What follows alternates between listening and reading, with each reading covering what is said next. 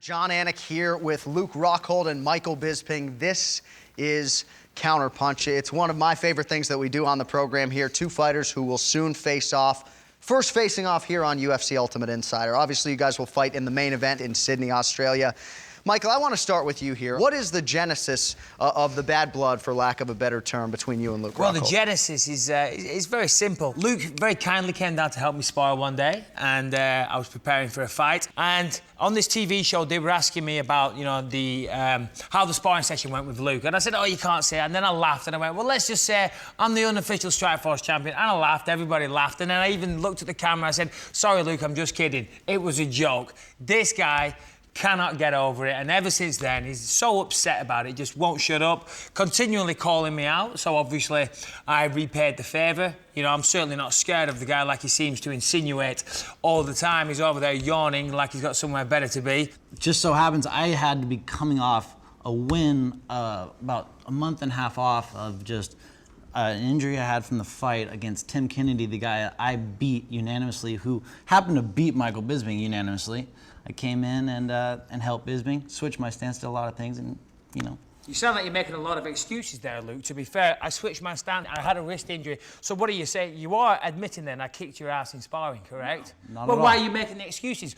For somebody to sit there and make excuses, why would you feel the need to make those excuses prevalent? You truly believe you got the better of me in that sparring session? Listen, who cares if it was a sparring session? I sparred you on my hands and my knees.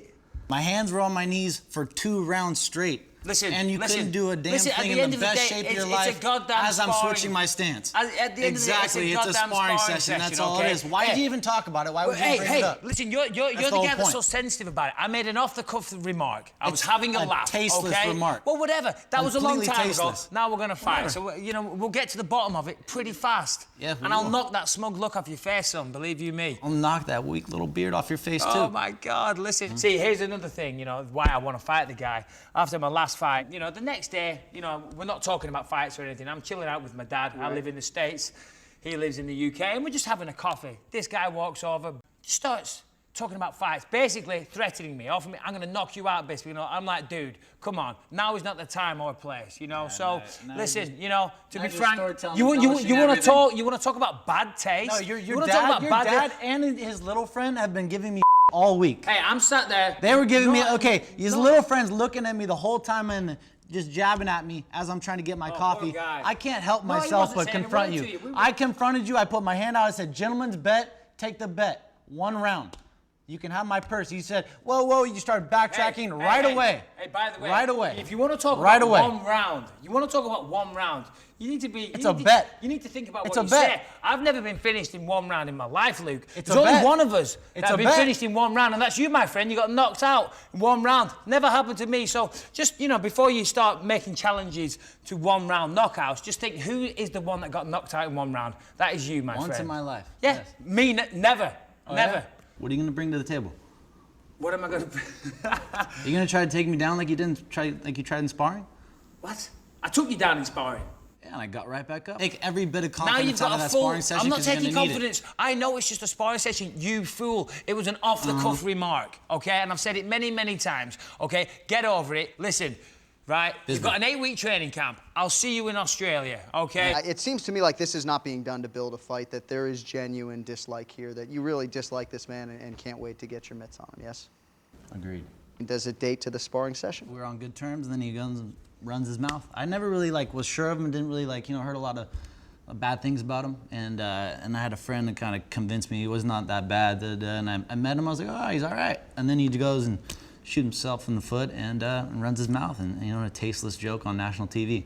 So from then on, and I just kept hearing a lot of bad things about him. The guy's he's a dick to everybody. You know, I'm gonna put him in his place for myself and a lot of people. A lot of people are really happy about this one. Sure. Okay. Luke, you're the 3-1 favorite here. You seem increasingly confident that you're going to be able to get him out of there in less than 5 minutes. Why are you so confident that you're the much better mixed martial artist right now, present day? Because I am. I train with a better team. I'm a better fighter. I'm a better wrestler. I'm a better jiu-jitsu fighter. I'm a better kickboxer. I'm a better boxer. I work harder. You can say, oh, I train with a better team and this and that, mate.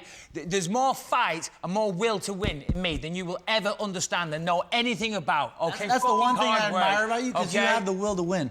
Yeah. It's not gonna be enough. I've had to watch some of your fights, and the majority of them, I don't know who they are. When you were fighting these randoms, I was fighting, you know. Oh, you don't know who Tim Kennedy is? Oh, you don't know who Tim Kennedy is? He got me. You don't know who Jacare Souza is? Hey, no. Oh, yeah. Let's go back to Weird 2009. I was looking up your fights in 2009. I don't know who the hell those people were. I was fighting. What happened? I was fighting the best people in the world in the UFC. In the first round, I was just fighting like the I'm best gonna people deal in the with world in the UFC, my friend. So just because Who?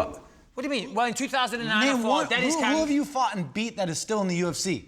Who have you fought and beat that is still in the UFC? All right, well, let's Simple as that. Name one guy. Well, all right, well, one guy. Without going through the 25 fights or so that I've had in the UFC. Name one Let's current go to the last UFC fight, fighter you ever win over. Kung Lee.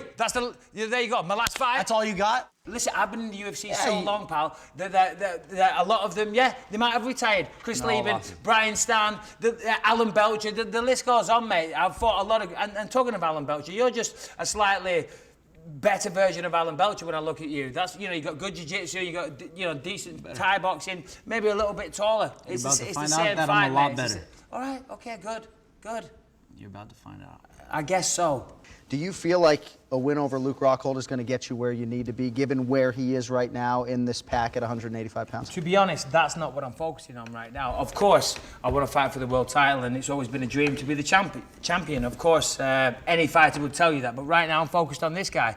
See, the thing is, you know, he seems to think he's going to walk right through me, and that's great. Please continue to underestimate me. I'm not underestimating Luke. I know he provides a solid test. I know he's got legitimate skills, great on the floor. As you said, trains with a great team. He's long, he's rangy, you know. I'm preparing accordingly. So right now, all I'm focused on is Luke Rockhold. After that, we can talk about title shots. Luke, have you ever been this emotionally invested before a fight? Or is it even fair of me to say that you are emotionally invested? You know, I don't like the guy, but I know where my head's at and I know how to fight. I've made a commitment to myself to just fight my fight. What was it about this matchup, other than obviously Michael and sort of the character part of it, but what was about this matchup stylistically that makes you think that this is going to be you know, a quick night at the office?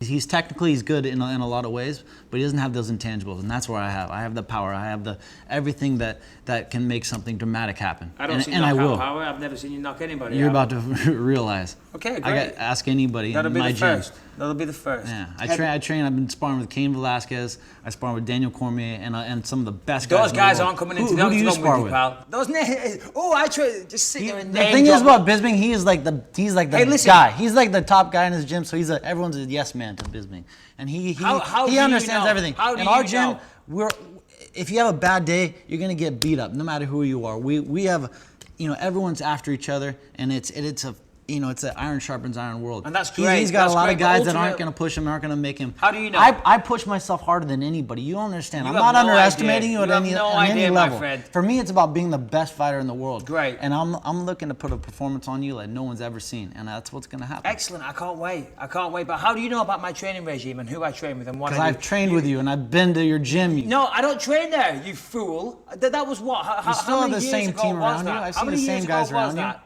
You have no idea. You have no idea how hard I train, what I do, how I apply myself. No, but I I know what you you're like. One morning, got your ass No, but I kicked, know what you're okay? like in the best shape of your life. That's really. But I know what you're like in the best shape of your life, and I know that I can finish you. You did get your ass kicked that day, and now the whole world's gonna see it. Okay, we're just busy. History is going to repeat itself. All right, if your hand is raised on fight night against Luke Rockhold, how will you have gotten it done?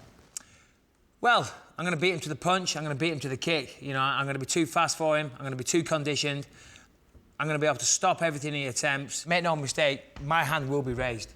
All right, Luke, without divulging your game plan, any final predictions for November 8th in Sydney, Australia? Well, I will stop Michael Bisping. And, you know, there's a number of ways it's going to be done. But, you know, I'm not really looking to take him down. Definitely not a submission. That's not punishment enough for this guy.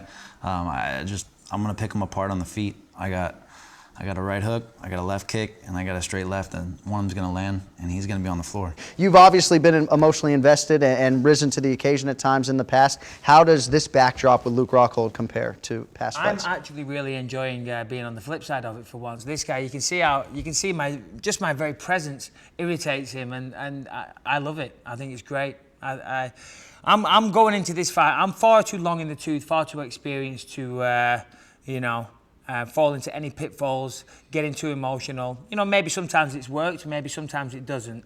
I'm just focused on my training, my preparation, and beating this guy and knocking that look off his face. Simple as that. You can see these two go at it at UFCFightPass.com. Michael Bisping, Luke Rockhold, you want to shake hands or are you good?